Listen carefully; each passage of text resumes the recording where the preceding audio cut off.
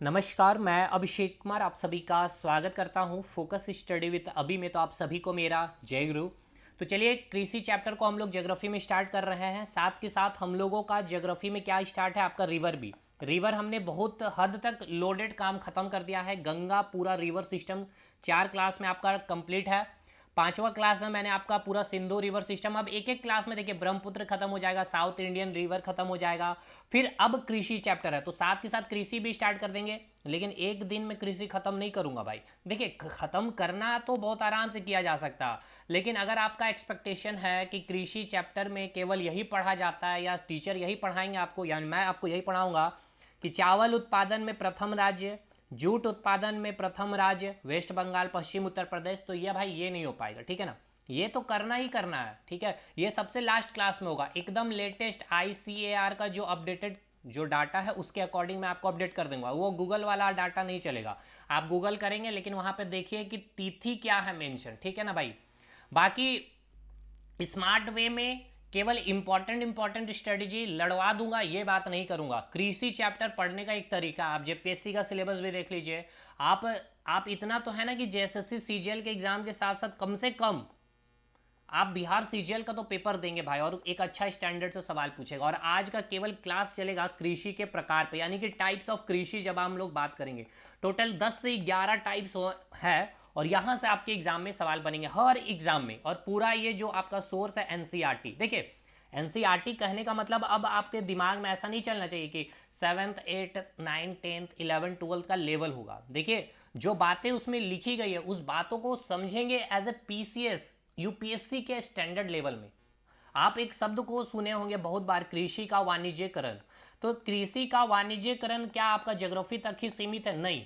आप इसका अच्छा यूज कहाँ देखते हैं? हिस्ट्री में, मॉडर्न हिस्ट्री में, जो अंग्रेजों ने कृषि का वाणिज्यकरण किया। अब एनसीईआरटी में इतना ही मिलेगा, स्टैंडर्ड बुक खोलिएगा तो यही मिलेगा। तो वाणिज्यकरण का मीनिंग तो पहले आप समझ लें, ठीक है भाई। बाकी इंपॉर्टेंट नहीं, स्मार्ट वे में कंसेप्चुअली स्टडी करेंगे, और डरवा डरवा के एग्जाम हॉल में नहीं बैठाएंगे कि लड़ जाएगा। इतना पढ़ाएंगे कि आप आराम से बैठिएगा, हाँ बनेगा। जीएस में 30 आएगा, 22 23 24 25 तक करके आ सकते हैं। इतने लेवल तक मेहनत करेंगे हम लोग, ठीक है भाई।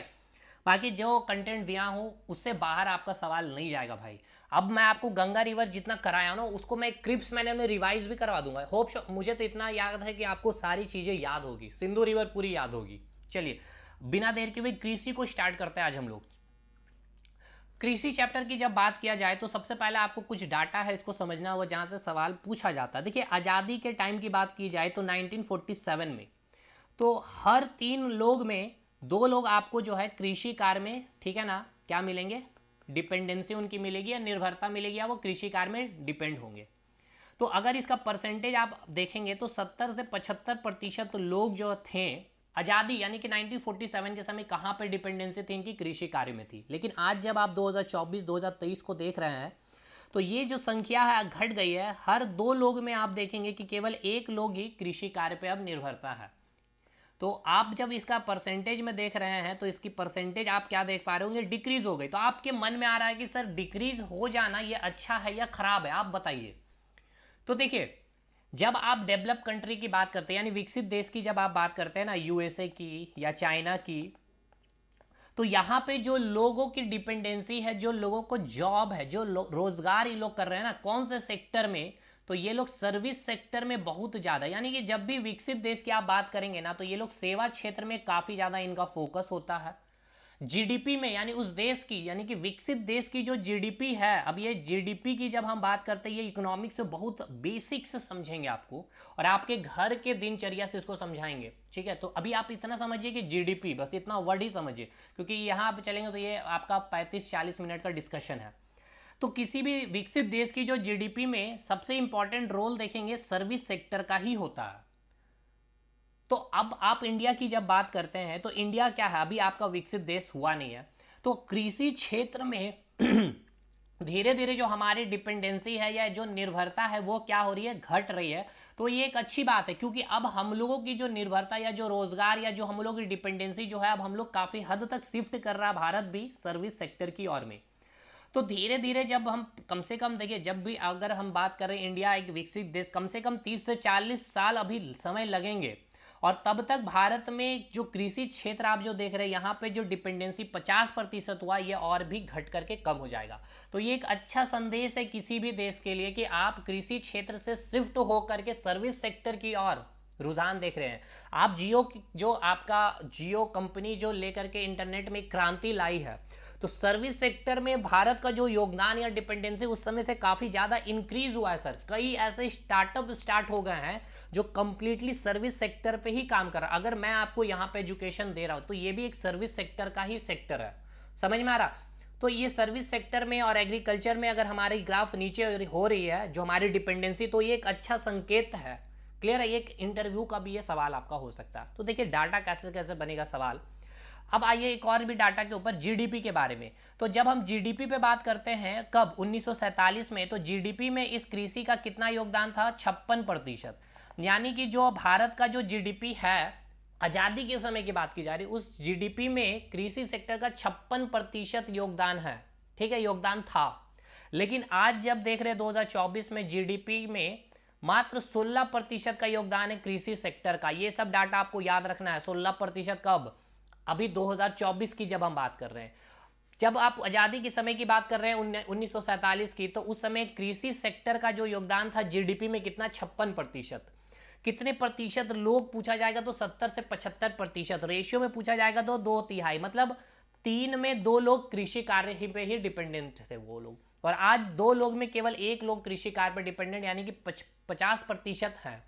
तो चलिए ये चीज़ें कंसेप्ट क्लियर है। ये जो डाटा बता दिया, ये चीज़ें जो आपकी जो निर्भरता है या डिपेंडेंसी है, जो हम लोग कार्यों में जो डिपेंड कर रहे हैं या जो हम लोग लिप्त हैं कार्य में कृषि से, अब धीरे धीरे सर्विस सेक्टर की यानी कि सेवा की ओर शिफ्ट हो रहे हैं, तो ये एक शुभ संकेत है। अब देखिए जब कृषि सेक्टर की बात की जाती है तो कृषि या एग्रीकल्चर की जब बात करते हैं तो ये प्राइमरी सेक्टर में आता है। अब इकोनॉमिक्स का पार्ट है ये, प्राइमरी सेकेंडरी टर्सरी, इसको अगले क्लास में मतलब इकोनॉमिक्स में हम लोग खत्म करेंगे। चलिए अब आ गया, यहाँ तक चीज़ें आपको क्लियर है। तो क्या क्या चीज़ें यहाँ लिखी हुई है पहले उसको आप समझते हैं। देखिए पहले चीज़ों को समझेंगे देन कंटेंट, ताकि आपको लिखना कुछ नहीं पाए। इसलिए कहा ना मैंने कि स्मार्ट स्टडी, तो ये स्मार्ट स्टडी जी कि पूरी कंसेप्ट को समझ करके आपको ये कंसेप्ट कंटेंट मिल जाएगा, तो लिखने की जरूरत नहीं है। आपका कंसेप्ट माइंड में बस एक बार आपको गो थ्रू हो लेना है। तो यहाँ लिखा गया भारत क्या एक कृषि प्रधान देश है। आज़ादी के समय यानी 1947 के समय बात की जाए तो 2/3 जनसंख्या जो है यानी 75%, 70% जनसंख्या जो है कौन से कार्यों में व्यस्त है, तो कृषि कार्यों में व्यस्त थी। लेकिन आज 2023-24 को जब आप देख रहे हैं तो यहाँ पे मात्र 50% जनसंख्या यानी आधी आबादी 1/2 अब कृषि कार्यों में जुड़ी। अब मेन फोकस कहाँ हो रहा है, धीरे धीरे शिफ्ट हम लोग कहाँ कर रहे हैं, सर्विस सेक्टर यानी कि सेवा क्षेत्र में। और ये आपका अगर सर्विस सेक्टर में आपका मूवमेंट देखा जा रहा है, यानी कि आपकी जो देश है वो भी शिफ्ट कर रहा है धीरे धीरे कहाँ, तो डेवलप्ड यानी विकसित देश की ओर। चाइना में, अमेरिका में जब आप देखेंगे तो वहाँ के जीडीपी का आपको जब आप देखेंगे तो जीडीपी में सबसे ज़्यादा जो प्रतिशत जो योगदान होता है वो सर्विस सेक्टर का ही होता। तो ये विकसित देश का लक्षण है एक तरह से, समझिएगा। ठीक है, अब यहाँ पे अगला पॉइंट आप देखेंगे, कृषि क्या है, एक प्राथमिक क्रिया यानी कि प्राइमरी सेक्टर का पार्ट है। बाकी प्राइमरी सेकेंडरी टर्सरी ये हम इकोनॉमिक्स में करेंगे। अब आगे बढ़ते हैं। देखिए कृषि के द्वारा जो खाद्यान्न कहने का मतलब कि खाने वाला जो फसलों का उत्पादन होता है, हाँ, तो खाने वाले उत्पाद या उद्योगों के लिए कच्चे माल भी पैदा करता है। कृषि कहने का मतलब बस इतना ही आपको नहीं समझना है। देखिए कृषि को देखते बस माइंड में इतना ही चल जाता है कि रोटी चावल, ठीक है, आपका सब्जी, ऐसा नहीं है भाई। कृषि का काफ़ी ज़्यादा इंपॉर्टेंट रोल उद्योग में भी है। कैसे, कोई भी उद्योग है, अब जो इंडस्ट्री है उसको जो कच्चा पदार्थ मिलेगा, रॉ मटेरियल मिलेगा इस कृषि से, उस कृषि के थ्रू ही वो कच्चा पदार्थ का उत्पादन होगा, तभी वो इंडस्ट्री भी चल पाएगी। ठीक है, अब हम आएंगे वो कौन सा कृषि है, टाइप्स ऑफ जब कृषि पढ़ेंगे तो आपके देखिए एग्जाम का बहुत अच्छा सवाल है। देखिए सवालों का, देखिए बहुत अच्छे सवाल आपको एनसीईआरटी में भी मिलेंगे, ऐसा बात नहीं है। आप एग्जामिनेशन का प्रीवियस ईयर कृषि चैप्टर का क्वेश्चन खोलेंगे तो पूछा जाता है उद्योग, ठीक है ना, क्वेश्चन ये पूछा जाता है जो उद्योग आप देख रहे हैं और कृषि के बीच में, ठीक है ना, उद्योग और कृषि के बीच में इंटरफेस का काम कौन करता है। इंटरफेस मतलब दोनों को जोड़ने का कार्य कौन करता है, कौन सी कृषि, तो वो आप कब बता पाएंगे, जब आपको टाइप्स ऑफ कृषि के बारे में पता होगा। अब आपसे पूछ लेगा कि वह कौन सा कृषि प्रणाली है, ये क्वेश्चन है, आप एनसीईआरटी में भी देख सकते हैं। आप बताइए कि कौन सा कृषि प्रणाली है जो दर्शाता है कि जीवन में, जो दर्शाता ये है कि फसल लंबे चौड़े, यानी कि जो कृषि हो रही है एक बहुत बड़ा क्षेत्र में हो रहा है, तो वो कौन सा कृषि, यानी कि वो कौन सा कृषि का पार्ट है, स्थानांतरित कृषि का पार्ट है, या बागवानी का पार्ट है, या रोपण कृषि का पार्ट है, या गहन कृषि का पार्ट है। क्वेश्चन समझा आपने? क्वेश्चन ये बोला जा रहा है, आप पढ़ के जा रहे हैं कि चावल का उत्पादन करने वाला राज्य प्रथम है पश्चिमी उत्तर प्रदेश। क्वेश्चन आपसे पूछ रहा है कि जब कोई कृषि बहुत बड़े क्षेत्र में की जा रही है, ठीक है, तो इस कृषि को कौन सा कृषि के नाम से जानते हैं? अब जवाब दीजिए। तो ये आप कब जवाब दे पाएंगे? जब आपको सारे कृषि के प्रकार आपको पता होंगे तब। अब एक झूम कृषि लोग पढ़ लेते हैं, वहां से चीजें नहीं हो पाएगी। चलिए अब आगे बढ़ते हैं। अब हम लोग आगे पार्ट को इंक्रीज करते हैं, धीरे धीरे बढ़ते चलते हैं। तो हम लोग यहाँ पे चीज़ों को खत्म किए हैं। अब आइए, हम आपको ये कह रहे थे कि कृषि के द्वारा केवल खाने के लिए चीज़ें उत्पादन नहीं होती है, फसलों के साथ साथ कई सारे कच्चे पदार्थ का भी उत्पादन किया जाता है। और ये कच्चे पदार्थ का जो यूज़ किया जाता है कहाँ? उद्योगों में। तो इसके अलावा कई ऐसे उत्पाद जैसे कि देखिए चाय, कॉफ़ी, मसाले इत्यादि, इनका क्या होता है? निर्यात भी होता है। यानी कि कृषि से हम अपने देश के लिए खाने के लिए चीज़ों का उत्पादन तो कर ही रहे हैं, साथ के साथ उद्योग के लिए हम कई सारे कच्चे पदार्थ का भी उत्पादन कर रहे हैं। और कई ऐसे कृषि कार्य हम इसलिए कर रहे हैं ताकि उसको हम दूसरे देश में निर्यात कर पाए। जैसे आपने हिस्ट्री का लेक्चर देखा होगा हमारा, हमने आपको कहा था कि यूरोपीय कंपनी का आगमन भारत में, तो मेनली भारत में वो क्यों आए थे? ट्रेड करने के लिए आए थे, व्यापार करने के लिए आए थे। और भारत से ट्रेड इनका करना क्या था? मसाले की इनको क्या था? ट्रेड करना था, क्योंकि भारत एक गर्म देश है। और जब आप यूरोप देश को देख रहे हैं तो ठंडा प्रदेश है, तो यहाँ पे देखिए गर्म देश में ही मसालों की खेती काफ़ी अधिक होती है, तो इनको मसाला चाहिए। अब ये खाना बनाएंगे कैसे विदाउट मसाला? तो ये क्या करेंगे? भारत के साथ ट्रेड करेंगे। मेनली ट्रेड वो अलग बात है, मसाले के साथ साथ बहुत सारी चीज़ों का भी। अब आप एक दुकान खोले एक पर्टिकुलर चीज़ के लिए, या हमने ये मतलब चैनल खोला था साइंस पढ़ाने के लिए, तो हमारे पास अगर जानकारी जीके के भी है, मैथ्स के भी है, या और भी टीचर मैं ला दूंगा तो वो पढ़ाएंगे ना भाई। तो धीरे धीरे चीज़ें भारत के साथ, और केवल मसाले के साथ ही ट्रेड नहीं किया अंग्रेजों ने, या फ्रेंच ने, या फिर पुर्तगालियों ने, या डच ने, या डेनिस ने, बहुत सारी चीज़ों का। डच ने क्या किया? मसाला इंडोनेशिया से कर लिया था, वो गलती से इंडोनेशिया पहुंचा भारत की जगह, और भारत में उन्होंने पूर्वी घाट में क्या टारगेट बनाया था? याद होगा आपको, वस्त्रों पे ज़्यादा फोकस किया था। तो ये सब हमने हिस्ट्री में पढ़ा। तो समझिए चीज़ें भाई कि कृषि का केवल मतलब यही नहीं है कि केवल खाने के लिए चीज़ों का उत्पादन करना, उसके साथ साथ हम उद्योगों के लिए कच्चा पदार्थ भी उत्पादन कर रहे हैं। और केवल हम कृषि कुछ फसलों का इसलिए कर रहे हैं कि उसका यूज भारत में बहुत। अब देखिए चाय की अगर कृषि भारत में की जा रही है, तो भारत में चाय का कितना यूज है, मतलब कितना लोग हम लोग इसको पीते हैं? बहुत कम पीते हैं। ऐसा नहीं है कि हम लोग, आप बोल रहे हैं कि बहुत ज़्यादा पीते हैं। भाई देखिए गर्मी में आप चाय कितना पीते हैं, ठंड में आप बस ज़्यादा ज़्यादा मॉर्निंग में दिन में 3 से 4 बार आप पी लेते हैं। लेकिन आप ठंडे प्रदेश में जब जाइएगा ना, तो चाय का और कॉफ़ी का यूटिलाइजेशन बहुत ज़्यादा, इसलिए मेनली भारत में चाय का, कॉफ़ी का जो खेती की जाता है ना, इसको दूसरे देश में भेजने के लिए अधिक और अच्छी क्वालिटी की चाय और कॉफ़ी यहाँ भारत में रहता ही नहीं है, ये दूसरे देश में चला जाता है, क्योंकि एक्सपोर्ट किया जाता है और इससे अच्छा इनकम भारत को होता है। क्योंकि भारत में चाय गर्म प्रदेश है यार, कितने चाय पीजिएगा, कितने कॉफ़ी पीजिएगा, और जो क्वालिटी की चाय हमें मिलती है वो क्वालिटी सबसे लो क्वालिटी, हम लोग उसे अच्छे कहते हैं, समझे? क्योंकि भाई हम लोगों का वहाँ पे बहुत ज़्यादा उसका यूटिलाइजेशन नहीं है, क्योंकि गर्म प्रदेश में चाय कितने ही पियेंगे। लेकिन आप यूरोप ठंडे प्रदेश में चले जाइए, वहाँ पे चाय कॉफ़ी का बहुत अच्छा एक्सपोर्ट भारत से किया जाता है, ठीक है ना। चलिए ये सब अच्छे से एक बार गहन चिंतन करके चीज़ों को समझिए। कृषि केवल उतना ही नहीं है, चावल के उत्पादन में प्रथम देश, उससे भी बहुत कुछ चीज़ें हैं, जब आप एनसीईआरटी देखेंगे तब। तो क्लियर है भाई, क्या क्या चीज़ें क्लियर हो गई आपको? कृषि का मतलब बस इतना नहीं है, खदान से ही नहीं है, मतलब खाने के लिए ही हम कृषि नहीं करते हैं। कई सारे उद्योग जो हैं कृषि के ऊपर ही डिपेंडेंट है, कि अगर वो उद्योग चलेगा ही नहीं, जैसे मान लीजिए कोई कॉटन इंडस्ट्री है, तो कॉटन जो आप सूती, जो रेशम, या फिर कहा जाए सूती वस्त्रों के लिए जो रेशम धागे हैं, ये कैसे होंगे भाई? जहाँ जब तक कि रेशम की खेती नहीं होगी, कॉटन की, कपास की खेती नहीं होगी, तो उस इंडस्ट्री में वो कपास आ नहीं पाएगा, तो वो कैसे कपड़ा बनाएगा? कॉटन का कपड़ा कैसे बना पाएगा? नहीं बना पाएगा ना जी। हाँ, तो अब वो उद्योग तो बैठ जाएगा। तो उसके लिए ये कच्चे पदार्थ कहाँ से आएगा? जब आप कृषि करेंगे, कृषि के ऊपर उनकी डिपेंडेंसी है। अब मैंने आपको बताया कई सारे ऐसे, जैसे कि चाय, कॉफ़ी, मसाला, ये सारे दूसरे देश में निर्यात हम लोग करते, ताकि बहुत अच्छा हमारा इनकम भी होता है इससे। और ये भारत में काफ़ी कम यूज़ होता है चाय, कॉफ़ी, मसाले का। सिंपल सी बात नहीं है, गर्मियों में आप क्या चाय कम पीते हैं या ज़्यादा पीते हैं? बताइए, कम पीते हैं। तो गर्म प्रदेश में चाय, कॉफ़ी, मसाले का यूज़, आपको ऐसा लग रहा है कि हम चाय बहुत पीते हैं, वो बहुत कम है ठंडे प्रदेशों के कंपैरिजन में। और अच्छी क्वालिटी की ये सारी चीज़ें सब कुछ एक्सपोर्ट हो जाती है, भारत में रहती ही नहीं, क्योंकि भाई बहुत अधिक इनकम है वहाँ से इनका। तो ये हो गया भाई कृषि का एक ओवरव्यू, चीज़ें समझ में आ गई। कितना प्रतिशत? 56% जीडीपी में कब आज़ादी के समय था? और अभी 16% हो गया है। ये सारी डाटा आपको याद हो गए। अब आइए कृषि के प्रकार को समझते हैं। सबसे पहला जो टाइप्स ऑफ कृषि है वो है जीविका निर्वाह कृषि। इसको आप जीविका निर्वाह कृषि को समझ लीजिए। पहले इसको यहाँ से हटा लिया जाए। पहले देखिए, जीविका निर्वाह कृषि टोटल ऐसे 10 टाइप्स हम लोग देखने वाले हैं आज, और पूरा टाइप्स को आज खत्म करने वाले हैं।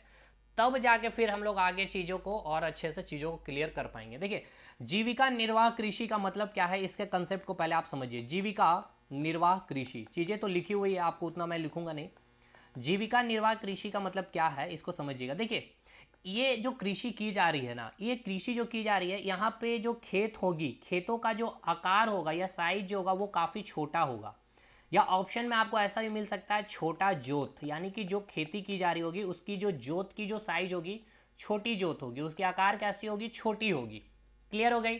अब यहाँ पे जो कृषि की जाएगी एक परंपरागत तरीके से, परंपरागत तरीके से कहने का मतलब है एक ट्रेडिशनल वे में, यानी कि पहले के ज़माने में जैसे कृषि की जाती थी, हल का यूज़ किया जाता था। हल के बाद एक अच्छा शब्द आपको मिलेगा डाओ शब्द, जो एनसीईआरटी में मेंशन है। इसके साथ साथ हम जो खुदाई कर रहे होंगे मिट्टियों की, उसके लिए हम छड़ी का इस्तेमाल करते हैं। तो ये सभी क्या ट्रेडिशनल, आज तो आप देख रहे होंगे ट्रैक्टर आ गया, बहुत सारे मशीन आ चुके हैं। लेकिन जो जीविका निर्वाह कृषि में जो किसान कृषि कर रहे होते हैं, तो इसका पहला पॉइंट आपको याद रखना है क्या, कि जो कृषि की जाती है उसमें जो कृषि का जो खेत है वो काफ़ी छोटा आकार का होगा, यानी भूमि काफ़ी छोटी होगी, छोटी जोत होगी। परंपरागत तरीके पूछा जाता है, वह कौन सा कृषि है जहां परंपरागत ट्रेडिशन, ये सब पूछा गया सवाल है भाई, आप पीवाई क्यों उठाइएगा। परंपरागत तरीके से कृषि की जाती है, तो जीविका निर्वाह कृषि इसका उत्तर होगा। अब मतलब हल का, डाव का, ये सारी चीज़ों का उत्पादन, इसका इस्तेमाल करके खेती की जाती है। अब इसके अलावा एक और इंपॉर्टेंट पॉइंट इसके साथ याद करना, अब ये जो कृषि की जाती है कंप्लीटली इसकी जो निर्भरता, यानी ये जो किसान यहाँ कृषि करते हैं यहाँ पे कंप्लीटली ये डिपेंड होते हैं किसके ऊपर, मानसून के ऊपर। और इसकी जो मिट्टी की जो उर्वरता होती है, तो ये भी मिट्टी की जो उर्वरता है ये प्राकृतिक के ऊपर डिपेंड है, यानी कि यहाँ पे प्राकृतिक के द्वारा, नेचर के द्वारा जो मिट्टी की उर्वरता जितनी है वही होती है। ऐसा नहीं कि इसमें हम बाहर से कोई खाद या कोई कीटनाशक चीज़ों का इस्तेमाल कर रहे होते हैं। समझ में आ गया ना। अब आइए यही चीज़ आप यहाँ पे अगर पढ़ लीजिए तो और भी अच्छे से क्लियर हो जाएगा। जीविका निर्वाह कृषि कहने का क्या मतलब है, जीविका निर्वाह कृषि करने का मतलब है कि इस कृषि में जो भूमि होते हैं काफ़ी छोटे छोटे टुकड़े में होते हैं, यानी कि छोटे छोटे टुकड़ों में खेती की जाती है। जो जोत होता है उसका भी आकार काफ़ी छोटा होता है, और इसमें क्या होता है, परंपरागत तरीके से खेती करते हैं। जैसे लकड़ी का हल का इस्तेमाल किया जाता है, डाव का इस्तेमाल किया जाता है, खुदाई करने के लिए हम लोग छड़ी का इस्तेमाल करते हैं। और इस प्रकार की कृषि प्रायः जो है आपका मानसून और मृदा की जो प्राकृतिक उर्वरता है, तो हम लोग इसमें ऐसा नहीं कि मृदा की मान लीजिए उर्वरता क्षमता कम गई है तो हम उसमें खाद मिलाए जा रहे हैं या फिर कोई कीटनाशक पदार्थ मिलाए जा रहे हैं, दवा इस्तेमाल कर रहे हैं, ऐसा कुछ नहीं है। जो उस मिट्टी की प्राकृतिक ईश्वर के द्वारा जो उस मिट्टी की जो उर्वरता क्षमता दी गई है उसी के थ्रू ही हम लोग क्या करते हैं, खेती करते हैं या कृषि कार्य करते हैं जीविका निर्वाह कृषि में। क्लियर हो गया भाई जीविका निर्वाह कृषि। चलिए अब आगे बढ़ते हैं हम लोग। अगली कृषि काफ़ी इंपॉर्टेंट है, झूम कृषि, कई लोगों ने सुना है, यहाँ से डेफिनेटली आपका सवाल बनेगा। तो चलिए झूम कृषि को समझते हैं पहले कि झूम कृषि क्या है। देखिए झूम कृषि आपको हर राज्य में अलग अलग नाम से, तो इसके नाम से ही एक तो सवाल बन जाएगा। तो पहले कंसेप्ट समझ लेते हैं, नाम को हम लोग याद कर लेंगे। देखिए झूम कृषि मेनली जो हर राज्यों में जो जनजातीय हैं, ठीक है ना, जितने ट्राइबल के द्वारा ये झूम कृषि आपको देखने को मिलेगा। अब ये लोग क्या करते हैं, जैसे कि कोई जंगल है मान लेते हैं, ठीक है, इतना बड़ा सा जंगल है, तो इस जंगल का इतने से छोटे पार्ट को क्या किया जाएगा, यहाँ पे जो पेड़ पौधे जो वन है इसको क्या करेगा, किया जाएगा, इसको काटा जाएगा, इसको जला दिया जाएगा, और इसके राख के द्वारा यहाँ जो मिट्टी में ये क्या एज ए खाद की तरह काम करेगी। यही तो खाद की तरह काम की तो क्या हुआ, इसकी उर्वरता क्षमता बढ़ गई। तो यहाँ पे किसान क्या करेंगे, यानी ये जो ट्राइबल कृषि किसान जो है ये क्या करेंगे, कृषि कार्य करेंगे, ठीक है। और इसे कुछ समय के लिए ये लोग क्या करेंगे, अपनी, ऐसा नहीं कि भाई यहाँ पे कृषि कर रहे हैं और इसको एक्सपोर्ट कर रहे हैं, मार्केट में जाके बेच रहे हैं, ऐसा कुछ नहीं है इनका। ये केवल अपने लिए ही, इस्तेमाल के लिए, उतना ही जितना इनसे काम हो जाए उतना ही ये लोग खेती करेंगे, अपना जीवन निर्वाह करेंगे। और धीरे धीरे अब क्या होता है ना, यहाँ की जब मिट्टी की उर्वरता खत्म होगी तो ये लोग फिर शिफ्ट हो जाएंगे दूसरे जगह, वहाँ के जंगल को साफ करेंगे, सेम कंसेप्ट जलाएंगे। अब जलाने से जो वन है वो उस मिट्टी की उर्वरता को बढ़ा देती है, खाद की तरह काम करती है, बारिश मिल जाता है, पानी हो जाता है, तो वो यहाँ पे फिर खेती करेंगे। फिर यहाँ की खत्म होगी तो ये यहाँ से स्थानांतरित होंगे, दूसरा जगह चल जाएगा। तो देखिए इनका क्या हो रहा है, शिफ्ट ये करते जा रहे हैं धीरे धीरे, एक जगह से दूसरे, कहीं एक जगह फिक्स होकर नहीं करेगी, इसलिए इसको कहा जाता है स्थानांतरित कृषि, ठीक है ना, या शिफ्टिंग एग्रीकल्चर भी से कहा जाता है। दूसरी बात, ये जो कृषि है सबसे हार्मफुल कृषि है किसके लिए, वनों के लिए। तो इस कृषि से, ये बहुत अच्छा स्टेटमेंट आपका सवाल है पीसीएस का पूछा हुआ, कि वह कौन सी कृषि है जिससे वनों का ह्रास बहुत अधिक होता है। इस कृषि से जो है वनों का ह्रास काफ़ी अधिक होता है। तो देखिए इससे क्या, और आप देख रहे हैं जंगलों के वनों को काटा जा रहा है, तो ये कृषि से वनों का ह्रास काफ़ी ज़्यादा होता है। प्रकृति के लिए अच्छी कृषि ये नहीं है।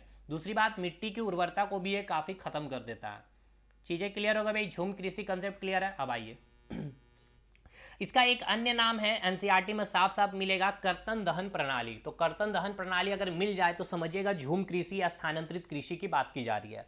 अब यह जो कृषि है मुख्यतः मैंने आपको बताई जो जनजातीय क्षेत्र हैं, जैसे कि मान लीजिए झारखंड की बात कर ले आप, तो झारखंड में जो ट्राइबल क्षेत्र मिलेगा वहां के ट्राइबल लोग क्या करेंगे, झूम कृषि करते हुए देखेंगे मिलेंगे। लेकिन झारखंड में ये झूम कृषि के नाम से या स्थानांतरित कृषि के नाम से नहीं फेमस है। मैं आपको बताऊंगा हर राज्य का जो आपसे पूछा भी जाता है।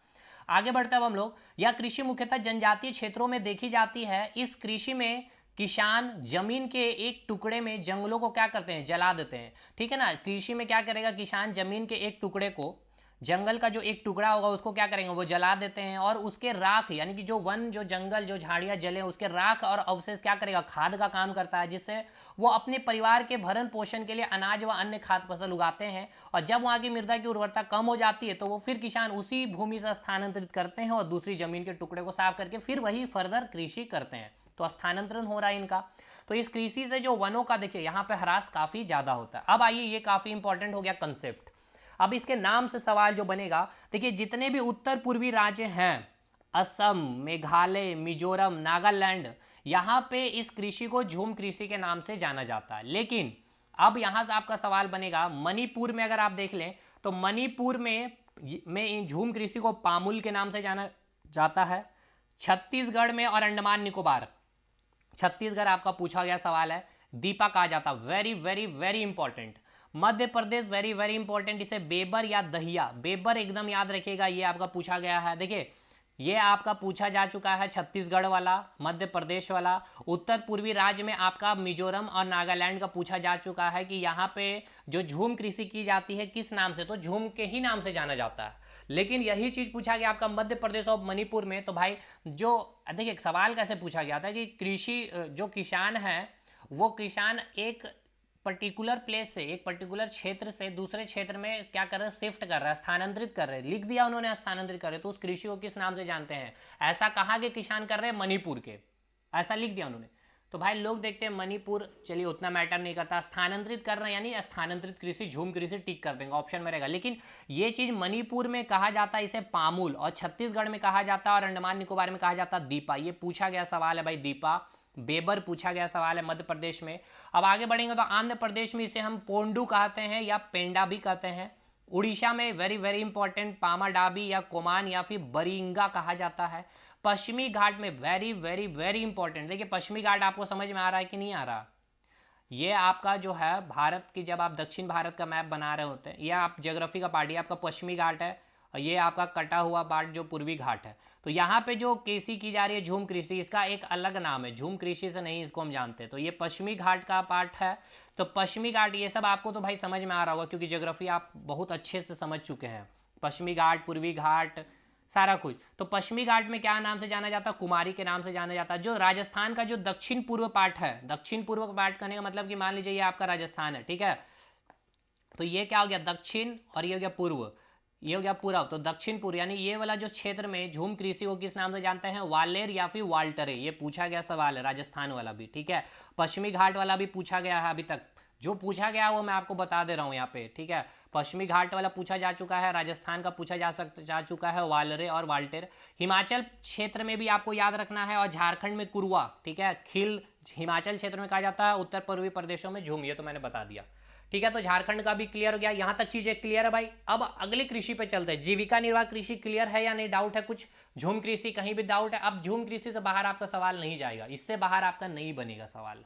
आते हैं अगली कृषि जो है हमारी गहन कृषि। गहन कृषि का कंसेप्ट को पहले समझिएगा। देखिए अभी आपको भी पता है, देखिए किसान जो है आपका, ठीक है ना, किसान के पास कृषि के अलावे अभी ऐसे भी रोजगार की जो आप सिचुएशन देख पा रहे हैं, तो दूसरा कोई रोजगार किसान के पास अभी ऐसा अवेलेबल हो ही नहीं पा रहा। देखिए अच्छे लोग, पढ़े लिखे लोग, कोई रोजगार नहीं मिल पा रहा है, तो किसान के पास कोई दूसरा ऑप्शन नहीं है रोजगार का या अर्निंग का। इसीलिए क्या कर रहे हैं, ये जो खेत है यहाँ से जो मान के चलते, जस्ट एक एग्जांपल कि 50 हेक्टेयर, ठीक है ना, जस्ट ऐसे भी मत समझिए, मान के चलिए कि यहाँ से 50 क्विंटल, ठीक है, 50 क्विंटल धान यहाँ से उत्पादन किया जा सकता है। ठीक है, 50 क्विंटल से मान लेते हैं उनकी अर्निंग 1 लाख है, एक जस्ट एग्जाम्पल ले रहे, 1 लाख है। अब मैंने क्या कहा कि किसानों को, भाई देखिए हर एक इंसान चाहता है कि हमारे पास कम से कम रोजगार का 1 नहीं 2 नहीं 3, जितना ज़्यादा हो सके, जितना ज़्यादा अर्निंग कर सके। तो किसानों के पास कृषि के अलावा कोई दूसरा और कोई ऑप्शन नहीं है जो वो रोजगार करके अर्निंग कर सके। तो इसके लिए अब क्या कर रहा है किसान, ये जो क्षेत्र से जो 50 क्विंटल उत्पादन हो सकता था धान, अब इसी क्षेत्र में क्या किया जा रहा है, बहुत सारे अभी मॉडर्नाइज चीज़ों का इस्तेमाल किया जा रहा है, यानी कि आधुनिकीकरण किया जा रहा है किसान कृषि में भी। ये बहुत अच्छा सवाल है आपका, आधुनिकीकरण और एक ट्रेडिशन, मैंने बताया जीविका निर्वाह कृषि, और ये जो आप गहन कृषि देख रहे हैं इसमें आधुनिकीकरण ये वर्ड ही आपका सवाल बनेगा। इसमें आधुनिकीकरण किया जा रहा है, क्या आधुनिकीकरण किया जा रहा है, तो बहुत सारे रासायनिक उर्वरक खाद का इस्तेमाल किया जा रहा है, कीटनाशक पदार्थों का इस्तेमाल किया जा रहा है, जिससे इस भूमि से जो 50 क्विंटल उत्पादन कर पा रहे थे, अब हम इसको बढ़ा के 70-80 क्विंटल उत्पादन कर पा रहे हैं। तो देखिए 20-30 क्विंटल एक्स्ट्रा, तो 20-30 क्विंटल का अर्निंग एक्स्ट्रा इनको मिल गया, 50,000, जस्ट एग्जाम्पल।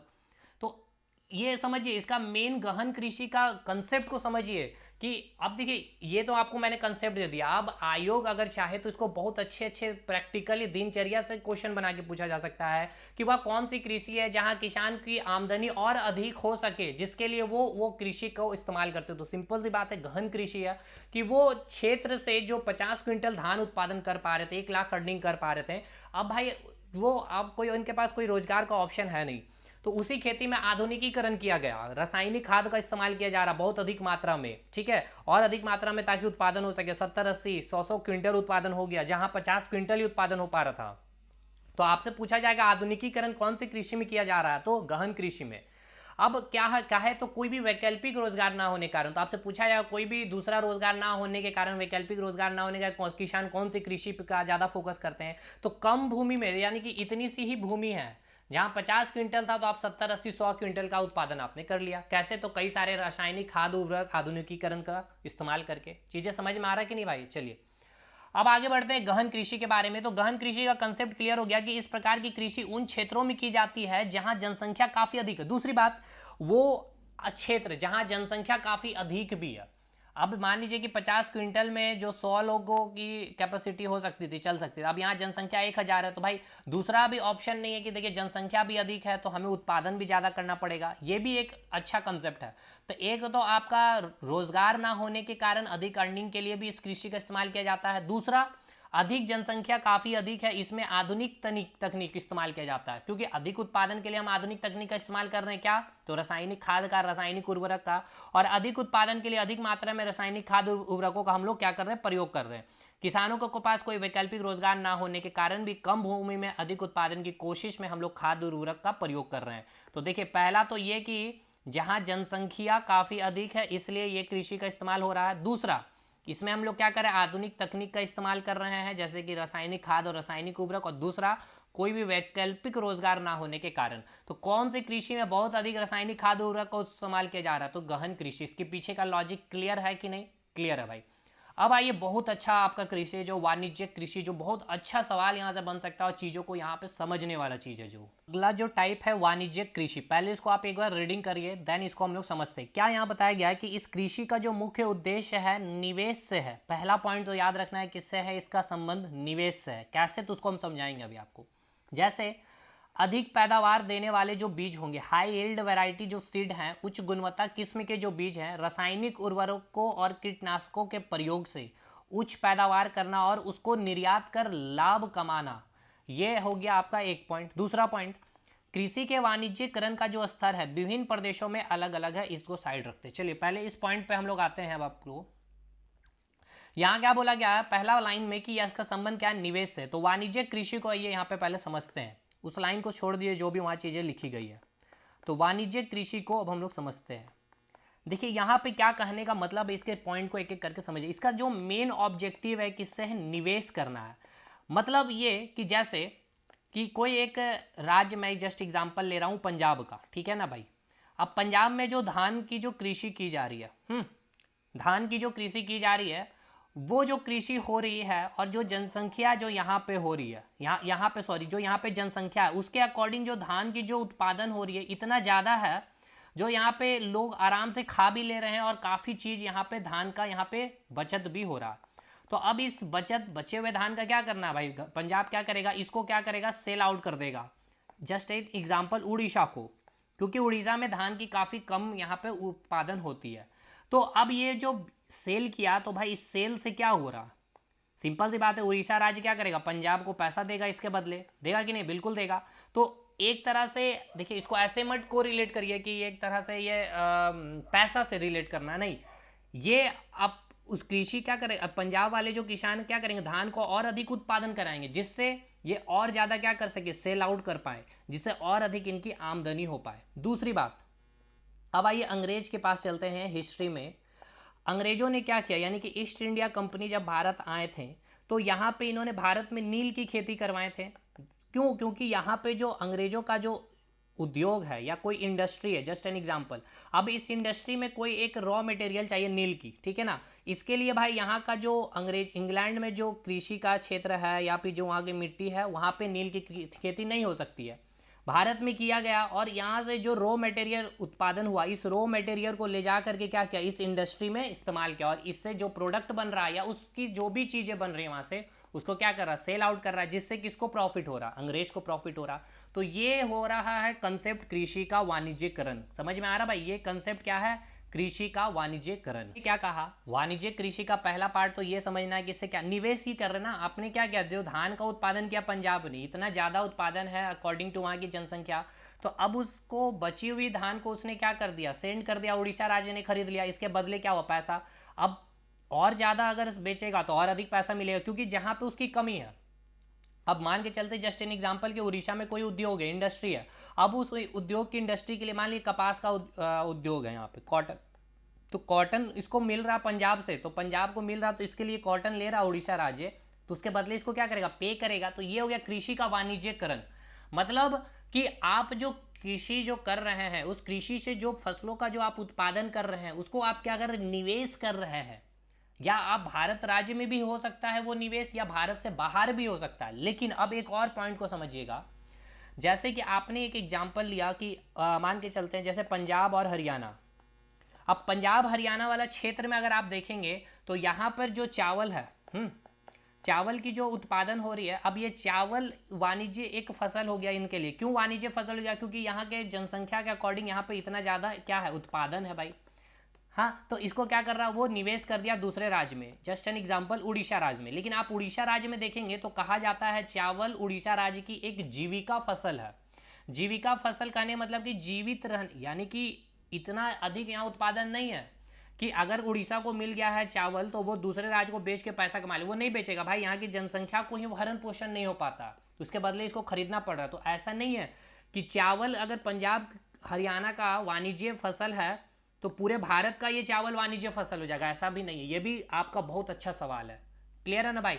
मतलब कि जिस फसल की उत्पादन जिस भी राज्य में अधिक हो रही है, तो उसको क्या कर रहा है, निवेश किया जा रहा है दूसरे जगह, दूसरे राज्य या दूसरे कंट्री में भी, ताकि उससे क्या होगा, आपको आमदनी होगी।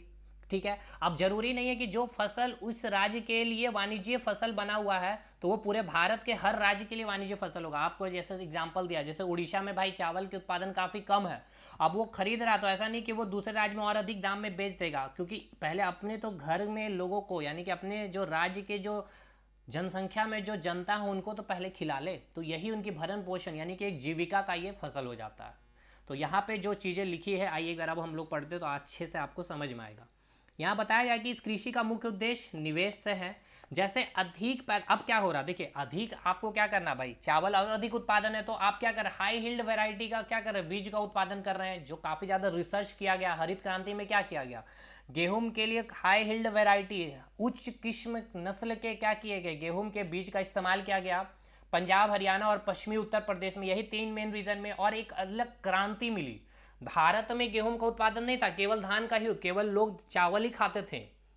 लेकिन जो आपने देखा मैक्सिको में नॉर्मन बोरलॉग के द्वारा जो हरित क्रांति का कंसेप्ट आया गया, यानी कि जो गेहूं के लिए हाई यील्ड वैरायटी किस्म की जो बीज का उत्पादन किया गया, ये रिसर्च करके निकाले, इनको भारत में पंजाब, हरियाणा और पश्चिमी उत्तर प्रदेश में यूज किया गया और जिसका एक बहुत ही व्यापक रूप से उत्पादन हुआ। इतना उत्पादन हुआ पंजाब, हरियाणा और पश्चिमी उत्तर प्रदेश में कि उससे पूरा भारत को लाभ मिल गया, मतलब पूरे भारत तक डिस्ट्रीब्यूट हो गया, समझ सकते। तो इसे ही हमने हरित क्रांति का नाम दिया था।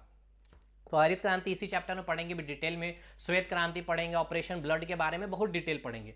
तो ये हाई यील्ड वैरायटी सीड का हमने, उच्च गुणवत्ता बीज का हमने इस्तेमाल किया अधिक उत्पादन के लिए। रासायनिक उर्वरकों कीटनाशकों का प्रयोग से उच्च पैदावार करना है और उसको क्या करना है, हमें निर्यात करके लाभ कमाना है। क्लियर है।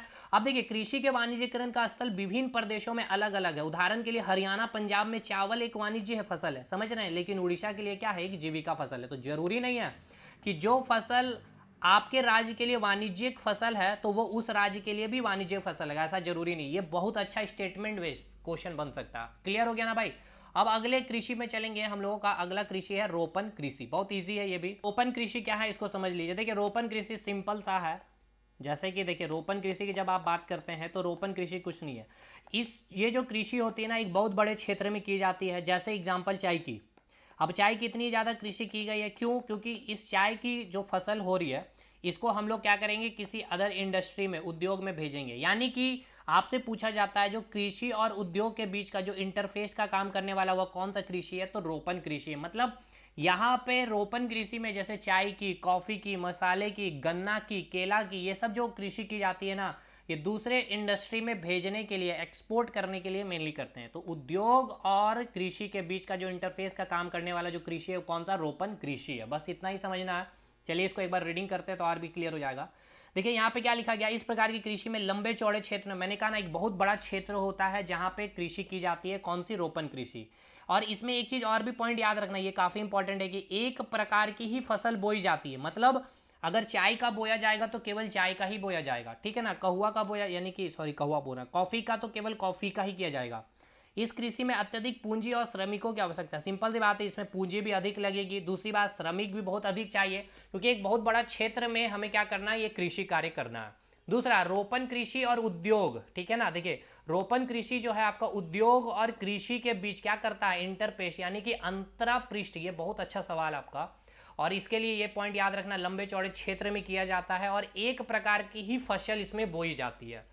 और ये क्या करता है, इंटरफेस का काम करता है, किसके बीच, उद्योग और कृषि के बीच में।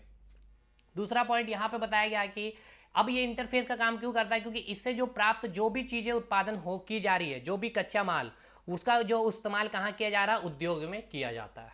अब एग्जाम्पल के लिए जैसे आप देख सकते हैं, चाय हो गया, कॉफ़ी हो गया, रबड़ हो गया, गन्ना हो गया, केला। अब ये सारा एग्जाम्पल याद रखना है, पूछ लेगा कि चाय, कॉफ़ी, रबड़ और एक दूसरा चावल दे देगा, इनमें से कौन रोपण कृषि का फसल नहीं है, तो चावल नहीं होगा। इसलिए एग्जाम्पल एकदम सारा एनसीईआरटी का मैंने लिख दिया, इत्यादि महत्वपूर्ण रोपण फसल है। दूसरा पॉइंट, असम हो गया, उत्तरी और बंगाल में, ये भी आपको याद रखना, एकदम एनसीईआरटी का लाइन है। असम में और उत्तरी जो बंगाल यानी नॉर्थ बंगाल में चाय जो है, और कर्नाटक में कॉफ़ी जो है, वहाँ की मुख्य रोपण फसल है।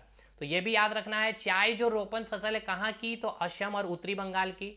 और कॉफ़ी कहाँ की रोपण फसल है, कृषि है, फसल हो गया, तो ये कर्नाटक की। अब इस कृषि से जो उत्पादन का जो मुख्य उद्देश्य क्या करना है, आपको समझ में आ ही रहा, बिक्री करना होता है। इसलिए अब देखिए बिक्री करना, चाय का आपने उत्पादन किया, उसको भेजेंगे तो क्या चाहिए, एक संचार व्यवस्था, यानी कि जहां इंडस्ट्री भेजना तो वहां से वहां के बीच में, एक दूसरे के बीच में कॉन्टेक्ट अच्छा होना चाहिए, संचार व्यवस्था अच्छी होनी चाहिए। दूसरा परिवहन होना चाहिए, ट्रांसपोर्टेशन। तो ये भी पूछा जा सकता है वह कौन सी कृषि है जहां परिवहन और संचार का काफी अच्छा योगदान होता है, तो याद रखिएगा यही रोपण कृषि है, परिवहन और संचार से संबंधित उद्योग का काफी महत्वपूर्ण योगदान होता है। समझ पा रहे हैं ना कि कृषि से कई अच्छे अच्छे सवाल आपके बनते हैं, और नहीं बनने के पीछे का रीजन है कि ये बेसिक पार्ट आपका नहीं होता क्लियर। अगली कृषि बहुत इजी कृषि है, अब इजी कृषि आएगी, बरानी कृषि। तो यहीं से क्लियर है, ये कृषि मेनली आपको याद रखना वर्षा आधारित कृषि है, यानी कि ये कृषि तभी हो पाएगी जब वर्षा होगी। जो भी सिंचाई की जाती है वर्षा के माध्यम से ही सिंचाई की जाती है। भारत में बहुत अधिक बरानी, यानी कि कॉफी नहीं है ये, काफी ज्यादा, काफी मतलब समझे ना, बहुत अधिक, काफी ज्यादा बरानी कृषि की जाती है। तो इसमें 2 पॉइंट याद रखना है, आपसे किस तरह से सवाल पूछेगा, तो देखिए कि वह कौन सी कृषि है जो कंप्लीटली वर्षा पर ही डिपेंडेंट है, तो बरानी कृषि। बरानी कृषि किस पे डिपेंडेंट है, वर्षा पर डिपेंडेंट है। दूसरी, वह कौन सी कृषि है जिसमें सिंचाई केवल वर्षा से ही की जाती है, तो बरानी से ही की जाती है, ठीक है ना, बरानी कृषि में यह। अगली कृषि रिले कृषि। देखिए रिले नाम से ही आपको समझ में आ रहा होगा कि एक ही खेत में 3 प्रकार की फसलों का उत्पादन किया जा सकना, जैसे कि खरीफ की, रबी की और जायद की। ठीक है भाई, चीजें क्लियर हो गया? क्लियर हो गया ना भाई? यानी कि रिले फसल का कंसेप्ट क्लियर है। आपसे अगर पूछा जाएगा रिले कृषि का कंसेप्ट बताइए, तो यानी कि एक खेत है, ठीक है ना, एक खेत में टाइम टू यानी कि जनवरी से, माफ करिए जनवरी नहीं, जैसे कि जस्ट एक एग्जांपल मैं आपको दे रहा हूँ, ये तो हम लोग डिटेल पढ़ेंगे खरीफ, रबी और जायद फसल के बारे में। जैसे कि मान के चलते हैं जून से, ठीक है, जून से जुलाई तक आपने खरीफ फसल का रोपण किया, फिर सितंबर अक्टूबर से, ठीक है, अक्टूबर से दिसंबर तक आपने रबी फसल को किया, एंड देन फिर जायद का आपने आपका अप्रैल में, मार्च में किया। तो देखिए पूरे साल आपने क्या किया, एक ही खेत में कृषि किया, ऐसा नहीं कि आपने नहीं किया, 3 प्रकार की किया आपने, खरीफ फसल की, रबी फसल की और जायद फसल की। तो वैसे कृषि को क्या नाम देंगे, रिले कृषि। यानी कि एक साल को, समझिएगा एक ही खेत है, समझिए एक ही खेत है भाई, एक ही खेत में आपने एक साल के अंदर ही 3 फसलों का आपने उत्पादन कर लिया, खरीफ की, रबी की और जायद की। अब खरीफ फसल, रबी फसल, जायद फसल बहुत डिटेल में पढ़ेंगे हम लोग। चलिए आगे बढ़ते हैं। बगानी कृषि, अब यहाँ से सब छोटा छोटा में अब इंड हो जाएगा, अब आप इंड के कगार में पहुंच चुके। बगानी कृषि यानी कि इस कृषि में जो फल फूल और सब्जी का उत्पादन होता है, मेनली बगानी कृषि में पूछा जाएगा, या फल फूल सब्जी जो है वो किस कृषि के अंदर है, तो बगानी कृषि के अंदर आता है। मिश्रित कृषि, कृषि के साथ साथ पशुपालन भी किया जा रहा है, मतलब वह किसान कृषि कार्य में भी तो व्यस्त है ही, साथ के साथ बहुत सारे जानवरों को भी वो पालन पोषण कर रहे हैं, ठीक है ना, तो इसे हम कहते हैं पशुपालन, और कृषि के साथ साथ करना, उसे हो गया मिश्रित कृषि। पट्टिका कृषि, अब देखिए जहां पर मिट्टी का काफी ज्यादा अपर्दन हो रहा है हवाएं चलने के कारण, तो हवा जहां बहुत तेज चलेगी ना, वहां पे पट्टिका कृषि होती है, हवाओं के कारण वहां पे मृदा का अपर्दन होता है, और उन जगहों में ही आपकी पट्टिका कृषि की जाती है। बस इतना आपको करना है, पट्टिका कृषि। और ये हो गया पूरा टाइप्स ऑफ कृषि, आपको मैंने बहुत ही अच्छे से चीज़ों को एक एक करके समझा दिया भाई। कृषि का टाइप से अब आपका सवाल नहीं छूटेगा।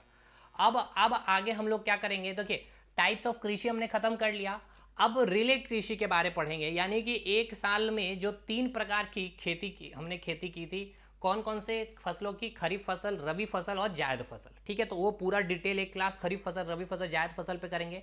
फिर अगले क्लास में, तीसरे क्लास में हम लोग सारे इंपॉर्टेंट जितने फसल है, जैसे चाहे आपका कपास हो, चाहे कहुआ हो, चाहे गन्ना हो, या आपका चावल हो जाए, ठीक है भाई, चाय हो जाए, कॉफ़ी हो जाए, अब उसके लिए कितनी टेम्परेचर की आवश्यकताएं होती है, किस प्रकार की मिट्टी की आवश्यकताएं होती है, कहाँ कहाँ भारत में कौन कौन से इंपॉर्टेंट उसके किस्म है, नस्ल है, वो आपको देखेंगे। और साथ के जितने क्रांति है, श्वेत क्रांति हो गया आपका, या आपका हरित क्रांति हो गया, गोल क्रांति, लाल क्रांति, सुनहरी क्रांति, सैफ्रॉन क्रांति, ये सारा देखेंगे।